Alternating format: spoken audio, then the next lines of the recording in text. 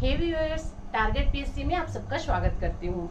आज के इस वीडियो में अपन चर्चा करने वाले हैं एसीएफ का जो वैकेंसी आया हुआ है उसके बारे में कि एसीएफ का सिलेबस कैसा होगा, उसमें कितने नंबर के क्वेश्चन पूछे जा रहे हैं। इसके अलावा एक यूनिक चीज जो आपको इस वीडियो में मिलने वाली है कि हर एक सब्जेक्ट जो कि सिलेबस में है उसकी तैयारी आप कौन से बुक से कर सकते हैं, इसके बारे में भी हम इस वीडियो में चर्चा करने वाले हैं। क्योंकि आप सबको पता है कि लास्ट ईयर जो एसीएफ का एग्जाम आया था ना, जिसका फॉर्म सभी लोगों ने भरा था, जो कि एग्जाम हो नहीं पाया था कोरोना की वजह से, तो वही जो एग्जाम है वो फिर से आया हुआ है। तो चर्चा करते हैं आज के इस वीडियो पर, समझेंगे। सबसे पहले तो यह जो बात कर रहे हैं अपन वो किसके लिए है, तो वन सेवा संयुक्त परीक्षा जो कि 2020 में आई हुई थी, कोरोना की वजह से जो हो नहीं पाया था, तो उसकी वैकेंसी फिर से आ गई है। उसका जो आवेदन है वो कल ही मतलब 4/10/2021 को ही इसका जो आवेदन है वो सभी के पास पहुंच चुका होगा। तो अब इसके बारे में अपन चर्चा करते हैं कि एसीएफ का एग्जाम होगा कैसे, और उन व्यक्तियों ने जिन्होंने पहले भी एसीएफ का एग्जाम के लिए फॉर्म डाल चुका है उनका क्या होने वाला है। तो सबसे पहले तो मैं इसी पर बता दूं, क्योंकि बहुत सारे बच्चों का डाउट इसी के ऊपर होगा कि मैडम हमने तो लास्ट ईयर भी एसीएफ के लिए फॉर्म डाला था, ना तो पैसे वापस हुए ना कुछ हुआ। तो बच्चे ऐसे लोगों के लिए एक व्यवस्था यहाँ पर की गई है कि जिन्होंने लास्ट ईयर एसीएफ का एग्जाम डाला था उनको फिर से आवेदन देने की जरूरत नहीं है। तो फिर उनको क्या करना पड़ेगा, तो उनको सिर्फ एक सेंटर आपको चूज करना होगा। मतलब आप अपनी इच्छा से परीक्षा का जो केंद्र है वो चूज कर सकते हैं। बहुत सारे जगहों पर परीक्षा का केंद्र दिया हुआ है, तो इसके लिए आपको टाइम दिया गया है। उस टाइम पे जाकर के आपको सिर्फ आपका परीक्षा का केंद्र जाकर के चूज करना है कि आप एग्जाम कहाँ से देना चाहते हैं। और बहुत सारे बच्चों के मन में ये आ रहा होगा कि मैडम अगर हम परीक्षा केंद्र चूज ना कर पाए तो क्या होगा, तो कुछ नहीं होगा। आपको जहाँ सेंटर दिया जाएगा वहां जाकर के आपको एग्जाम देना पड़ेगा। बस जिस दिन आपका प्रवेश पत्र आएगा उसमें सब चीज बता दिया जाएगा कि आपको कहाँ पर परीक्षा केंद्र दिया गया और वहां पर जाकर आपको परीक्षा केंद्र बना करके परीक्षा देना पड़ेगा। बस ये करना पड़ेगा। लेकिन आपके पास जब सुविधा है, आप अपने आसपास के एरिया में भी परीक्षा केंद्र ले सकते हैं, तो मेरे विचार से तो आपको जाना चाहिए और अपना परीक्षा केंद्र भी चूज करना चाहिए। दूसरी इसमें इंपॉर्टेंट बात यह है बच्चे कि यह जो परीक्षा फॉर्म डल रहा है ये ऑफलाइन नहीं डलेगा, सिर्फ ऑनलाइन फॉर्म इसमें डलने वाली है। तो यह भी आप सबने याद रखना है। देखते हैं क्या बोला जा रहा है। सबसे पहले तो यह आवेदन कब जारी किया गया था, तो 4/10/2021 मतलब कल ही के डेट में यह जो आवेदन है वो जारी किया गया है। अब जो मुख्य बात है कि आवेदन करने की तिथि, आप कब एग्जाम मतलब ये फॉर्म आप कब डाल सकते हैं और कब तक डाल सकते हैं। तो यह फॉर्म आपका डलना स्टार्ट हो जाएगा 11 अक्टूबर से, और डाल कब तक सकते हैं, तो आप डाल सकते हैं इसको 30 अक्टूबर तक। ठीक है, 11 अक्टूबर याद रखेंगे, एकदम मेनली ध्यान में सुनो।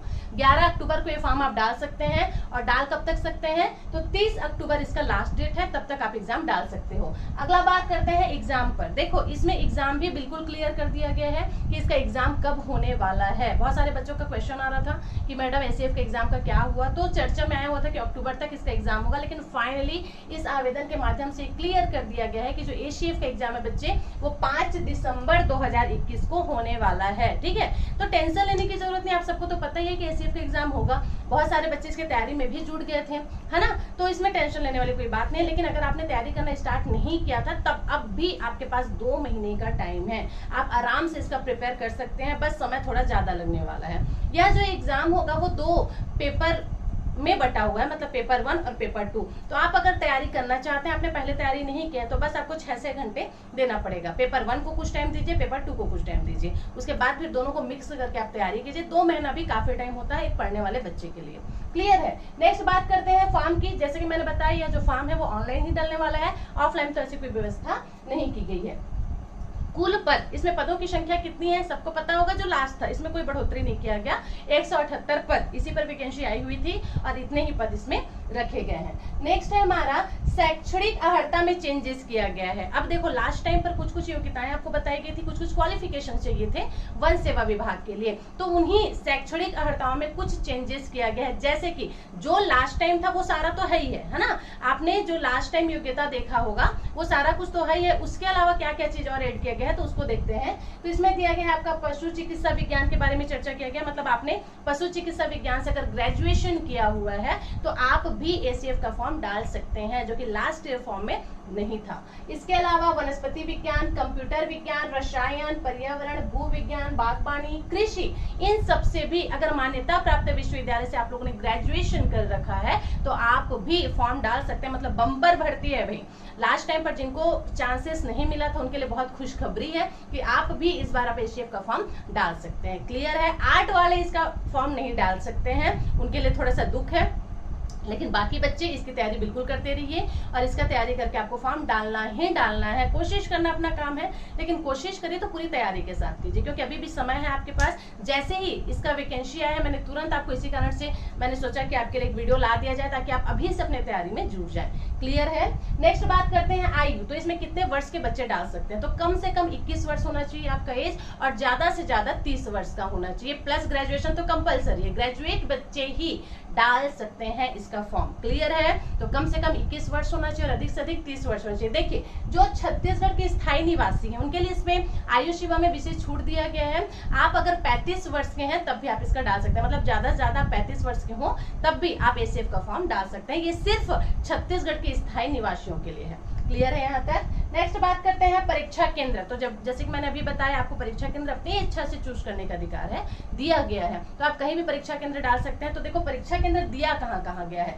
तो एक तो आप दुर्ग से डाल सकते हैं, भिलाई, जगदलपुर, अंबिकापुर, बिलासपुर, बैकुंठपुर, धमतरी, दंतेवाड़ा, जांजगीर चांपा, जसपुर, कोरबा, कबीरधाम, कांकेर, महासमुंद, राजनांदगांव, बलौदाबाजार और रायगढ़। इतने जगहों को परीक्षा केंद्र दिया गया है। कहाँ का?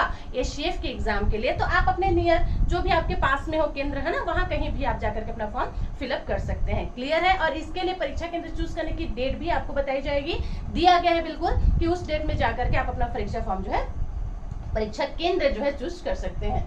नेक्स्ट है, अब बात करते हैं जो मेन चीज है सिलेबस का, कि इस एसीएफ के एग्जाम का सिलेबस कैसे होने वाला है। तो सबसे पहले तो मैंने आपको बताया कि पेपर 1 और पेपर 2 इस प्रकार से दो पार्ट में बढ़ करके एसीएफ का एग्जाम होने वाला है। तो पेपर 1 टोटल कितने नंबर का रहेगा? तो 150 नंबर का रहेगा।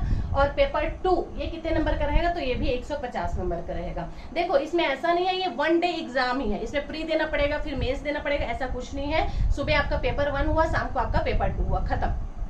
डायरेक्ट उसके बाद फिर इंटरव्यू होगी। इंटरव्यू होने के बाद में फिर आपको ज्वाइनिंग दिया जाएगा, ट्रेनिंग पे भेजा जाएगा। ट्रेनिंग आपका 3 साल का होता है इसके अंदर, तो ये भी आपने याद रखना है। अब बात करते हैं सिलेबस के ऊपर। तो सबसे पहले अपन चर्चा करेंगे पेपर 1। पेपर 1 के अंतर्गत आपका कौन कौन सा सब्जेक्ट आने वाला है और कितने कितने नंबर से आने वाला है। तो देखेंगे पेपर 1 के अंतर्गत सबसे पहले तो आपके छत्तीसगढ़ आएगा, क्योंकि छत्तीसगढ़ में वैकेंसी आई हुई है। तो छत्तीसगढ़ से जियोग्राफी ले लो, हिस्ट्री ले लो, जनजाति ले लो, कोई सा भी क्वेश्चन ले लो।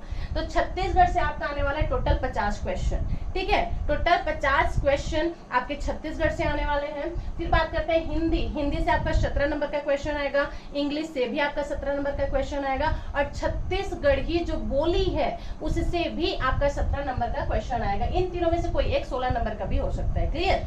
नेक्स्ट है आपका मैथ्स और रीजनिंग। मैथ्स और रीजनिंग से बच्चे 50 क्वेश्चन आ रहे हैं आपके।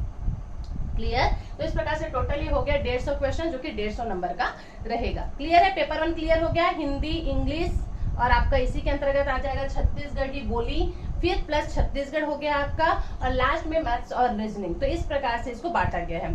पेपर 2 में कौन कौन सा सब्जेक्ट रखा गया है? तो पेपर 2 में आपका रखा गया है केमिस्ट्री, फिजिक्स, बायो। उसके अलावा टेक्नोलॉजी रखा गया है, एग्रीकल्चर रखा गया है और एक इन्वायरमेंट रखा गया है, प्लस फॉरेस्ट्री एक नया सब्जेक्ट जो कि इसमें ऐड कर दिया गया है। खैर फॉरेस्ट्री तो लास्ट ईयर के एग्जाम में भी था। क्लियर है। अब इनसे क्वेश्चन कितने नंबर के पूछ रहे हैं? तो देखो केमिस्ट्री से आपका 22 क्वेश्चन आने वाला है, फिजिक्स से भी आपका 22 क्वेश्चन आने वाला है और बायोलॉजी से भी आपका 22 क्वेश्चन आने वाला है। इसके अलावा आपका टेक्नोलॉजी और एग्रीकल्चर की बात करें तो इससे 21 क्वेश्चन आपके आ रहे हैं। फॉरेस्ट्री से भी आपका 21 क्वेश्चन आ रहा है। इन्वायरमेंट से भी आपका 21 क्वेश्चन आ रहा है। तो इस प्रकार से 150 नंबर के क्वेश्चन और 150 क्वेश्चन आपके सामने पेपर 2 में भी देखने को मिलेंगे। सबसे पहले तो सिलेबस रट लो आप लोग कि पेपर 1 के अंतर्गत क्या क्या तैयारी करना है, पेपर 2 के अंतर्गत क्या क्या तैयारी करना है। उसके बाद फिर चीजें आसानी से आपको समझ आ जाएंगी। और दोनों पेपर के लिए एक टाइम बांट लीजिए कि एक दिन में एक पेपर का मेरे को ये सब्जेक्ट पढ़ना है, एक पेपर का ये सब्जेक्ट पढ़ना है। ऐसे करके आपकी तैयारी बहुत अच्छे से हो जाएगी। अब बहुत सारे बच्चों का जो क्वेश्चन रहता है कि मैडम ये जो वैकेंसी आई हुई है सब्जेक्ट का तो ठीक है, लेकिन अपन फ्रेशर हैं, हम कौन से बुक से पढ़ाई करें। तो इसके लिए भी आपके लिए आइडिया है कि अगर मान लीजिए आप इंग्लिश पढ़ना चाहते हैं तो इंग्लिश के लिए एक स्पीडी की बुक आती है, बेस्ट है। ठीक है, वहां से आप पढ़ाई कर सकते हैं। हिंदी के लिए आप लुसेंट देख सकते हैं, लुसेंट से कोई क्वेश्चन नहीं छूटने वाला है आपके हिंदी के लिए। फिर बात करते हैं सीजी बोली। सीजी बोली के लिए आप विनय कुमार पाठक यूज कर सकते हैं बेझिझक होकर के, वहां से आपका सारा कुछ सीजी बोली के अंतर्गत कवर हो जाएगा, व्याकरण वाला पोर्शन, एवरीथिंग। ठीक है। मैथ्स के लिए तो एसडी यादव जिंदाबाद है ना, एसडी यादव का बुक आप ले सकते हैं मैथ्स के लिए। रीजनिंग के लिए मास्टर रीजनिंग करके एक बुक आता है, कैसे पढ़ना है उसको मैं यहाँ पर आपको बताऊंगी। हो सके तो जल्दी मैं रीजनिंग का क्लास लेती हूँ आप लोग के लिए। रीजनिंग का ही क्लास स्टार्ट करते हैं अपन, क्योंकि रीजनिंग वाला जो है ना, मैथ्स और रीजनिंग वाला पोर्शन, वो अभी जो जितने भी एग्जाम आ रहे हैं उन सब में आपको ज्यादा से ज्यादा क्वेश्चन मैथ्स और रीजनिंग का ही देखने को मिल रहा है। इसलिए मैथ्स और रीजनिंग का भी पढ़ाई अपन चालू कर देते हैं, तो उसमें आपकी तैयारी एक साइड से होती रहेगी और दूसरे साइड पर अपन कोई एक सब्जेक्ट उठा लेते हैं, जैसे कि अभी हमारा हिस्ट्री तो चल ही रहा है। क्लियर है। अब बात करते हैं आपका केमिस्ट्री, फिजिक्स और बायो। इसके लिए क्या लें, तो केमिस्ट्री, फिजिक्स और बायो के लिए अरिहंत का एक आता है इनसाइक्लोपीडिया करके, ठीक है, तो उससे आप अपना इसको कवर कर सकते हैं। इसके अलावा अगर आपके पास समय है तो एनसीईआरटी का बुक भी पढ़ लीजिए, लेकिन समय है कहाँ, 2 महीने का तो टाइम बचा हुआ है, लेकिन एनसीईआरटी से भी बहुत सारे क्वेश्चन पूछे जाते हैं। लेकिन मान लो आप एनसीईआरटी नहीं पढ़ पा रहे हैं तो अरिहंत की इनसाइक्लोपीडिया भी आप ले सकते हैं। क्लियर है।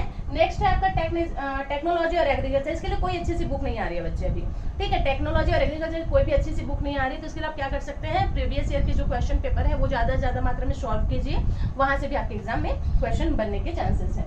नेक्स्ट बात करते हैं फॉरेस्ट्री। फॉरेस्ट्री में क्या होता है, एक तो आपका फॉरेस्ट्री के अंदर जितना भी चीज आता है आपके पर्यावरण से कवर हो जाएगा और बाकी कुछ जो भी बचा रहेगा आपके जियोग्राफी वाले पोर्शन से कवर हो जाएगा। पर्यावरण में होता क्या है, 2 बातें तो होती हैं, एक तो आपका प्रदूषण पर बातें होती है और एक आपके जैविक विविधता पर बातें होती है। इसकी भी तैयारी मैं आप लोग को करवा दूंगी, तो इसके लिए भी आपको चिंता करने की जरूरत नहीं है, बस आपको ऑब्जेक्टिव बनाने का काम करना है। तो इसी प्रकार से जो एसीएफ का सिलेबस आया हुआ था, एसीएफ की बुक की तैयारी किस प्रकार से करनी है, इसकी तैयारी किस प्रकार से करनी है, समय कितना रहेगा, एवरीथिंग हमने चर्चा कर लिया। इसके बाद भी अगर किसी भी प्रकार का कोई भी डाउट है किसी भी बच्चे को, तो चैट बॉक्स में आप कमेंट करके पूछ सकते हैं, आपको रिप्लाई जरूर से मिलेगा। इसके अलावा एक रिक्वेस्ट, लाइक जरूर करें, ज्यादा से ज्यादा शेयर करें ताकि ज्यादा से ज्यादा बच्चों को मेरी वीडियो मिल सके। तब तक के लिए thank you so much for watching this video. Thank you again, thank you.